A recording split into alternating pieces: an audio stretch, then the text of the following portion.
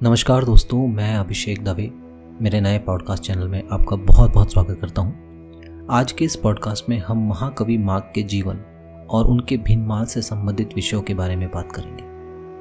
मारवाड़ भीनमाल, जिसे श्रीमाल नगर और देवभूमि के नाम से भी जाना जाता है, और वहीं पर जन्मे संस्कृत के महाकवि माघ, जिनके द्वारा रचे गए महाकाव्य शिशुपाल वध के बारे में तो आपने जरूर सुना होगा। और इन्हीं कविवर माघ का जन्म ब्राह्मण कुल में माघ की पूर्णिमा को हुआ था।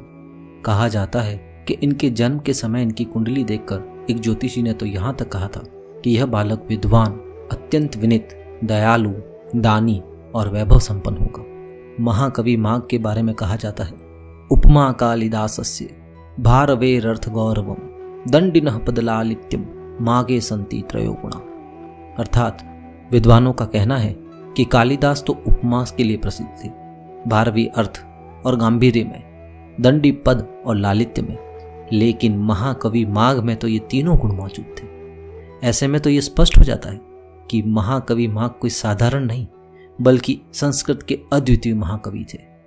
अब हम बात करते हैं महाकवि माघ के द्वारा रचा गया महाकाव्य, जो कि शिशुपाल वधम है। दरअसल शिशुपाल वधम जो है वो एक कृति है, महाकाव्य है, जिसमें युधिष्ठिर के राजसूय यज्ञ के अवसर पर श्री कृष्ण के द्वारा चेंदी नरेश शिशुपाल के वध का काव्यात्मक और हृदयग्राही चित्रण किया गया है। ये जो महाकाव्य है इसे 20 सर्गों में रचा गया था।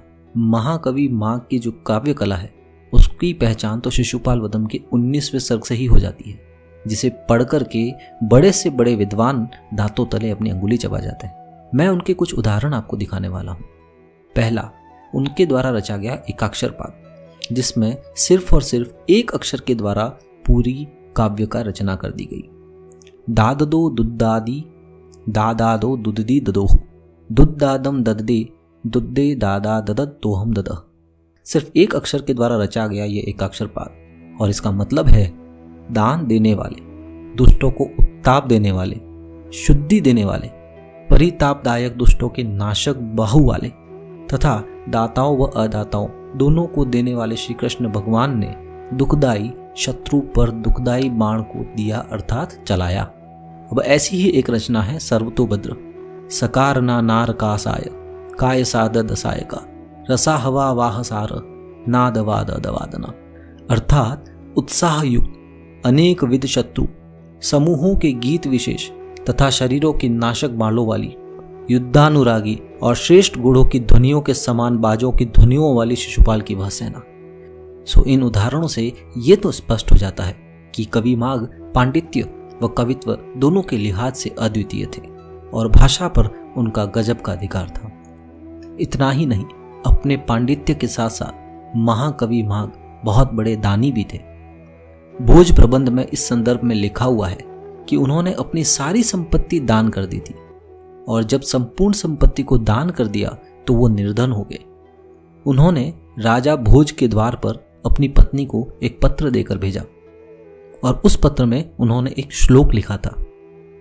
उस श्लोक पर प्रसन्न होकर राजा भोज ने बहुत सा धन दिया, और जब महाकवि माघ की पत्नी दोबारा लौट रही थी तो रास्ते में याचकों ने माघ के दान नीति की बहुत ही प्रशंसा करी, और उसी प्रशंसा को सुनकर उनकी पत्नी ने भी सारा धन याचकों में बांट दिया। पत्नी खाली हाथ लौटी तो माघ ने कारण पूछा। इस पर उनकी पत्नी ने स्पष्ट कहा कि रास्ते में याचक आपके गुणों की प्रशंसा कर रहे थे, इसलिए मैंने वह धन भी याचकों में दान कर दिया। तब माघ ने कहा, देवी तुमने बहुत अच्छा किया, परंतु यदि और याचक आएंगे तो उन्हें क्या दिया जाएगा। अब माघ के पास पहने हुए वस्त्रों के अलावा और कुछ नहीं बचा था, और माघ की इसी निर्धनता की स्थिति में और भी जब याचक उनके द्वार पर आते, मगर माघ के पास अब उन्हें देने के लिए कुछ बचा नहीं था, और ऐसी स्थिति में वो व्याकुल हो उठे और आखिर में थक हार कर उन्होंने अपने प्राण त्याग दिए।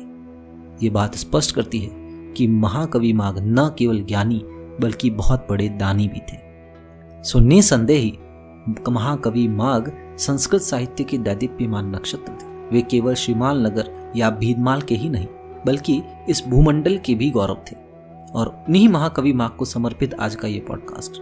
दोस्तों, आज के इस पॉडकास्ट के जरिए मैंने महाकवि माघ से जुड़ी कुछ जानकारी आपके साथ शेयर करी है। यदि आपको ये पॉडकास्ट पसंद आता है तो लाइक और सब्सक्राइब जरूर कीजिए और शेयर करना ना भूलें। और यदि आप इसी तरीके के पॉडकास्ट का नोटिफिकेशन पाना चाहते हैं तो नोटिफिकेशन आइकन पर क्लिक करना ना भूलें।